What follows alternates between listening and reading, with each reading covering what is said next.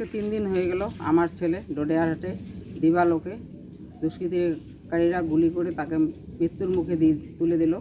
কিন্তু আজ অবধি কোনো আসামিকে, কোনো দুষ্কৃতিকারীকে পুলিশ ধরতে পারলো না। এটা পুলিশের ব্যর্থতা। আমি মনে করব যে এটা পুলিশের ব্যর্থতা। পুলিশ ইচ্ছা করলে সবই করতে পারে, কিন্তু কেন যে এরা করতেছে না, কী ব্যাপার, এটা আমি বুঝতেছি না। কিন্তু আমি এটাই একটাই দাবি রাখবো যে পুলিশ সক্রিয়ভাবে দুষ্কৃতীদের ধরুক এবং তাদের ফাঁসির সাজা হোক, এটাই আমার কথা। আমরা ভরসা তো রাখছি এতদিন, কিন্তু এখন তো আর রাখতে পারতেছি না। কেননা আজ অবধি যখন পুলিশ পদক্ষেপে নামলো না, কোনো আসামি এখন শনাক্ত করতে পারলো না।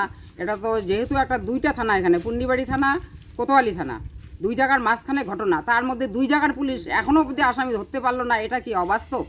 আসামি থেকে পুলিশের উপর কী করে ভরসা রাখবো যদি আসামি সুষ্ঠু সুবিচার না পায়? তা আজকে দিনের পর দিন দুষ্কৃতি তো বেড়েই যাবে, এরকম একটার পর একটা ঘটনা ঘটেই থাকবে। এরপর তো এর আগেও তো 3টা ঘটনা ঘটছে, তারপর এখনও অবধি কোনো সাজা হয়নি। আজকে এই যে আমার ছেলেকে নিয়ে 4টা হলো, তারপরেও পুলিশ এখনও সজাগ হলো না। এরপরে আর কি বলবো, বলার মতো ভাষা এখন খুঁজে পাচ্ছি না।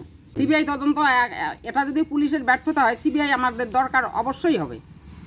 সিবিআই আমাকে করতেই হবে। সিবিআই তদন্ত আমার একান্ত প্রয়োজন।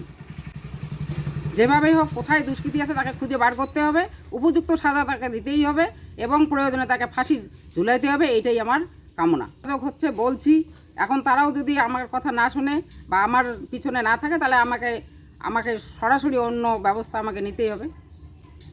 যেখানে গেলে আমি সুরাহা পাবো, সেখানেই আমাকে পদক্ষেপ নিতে হবে।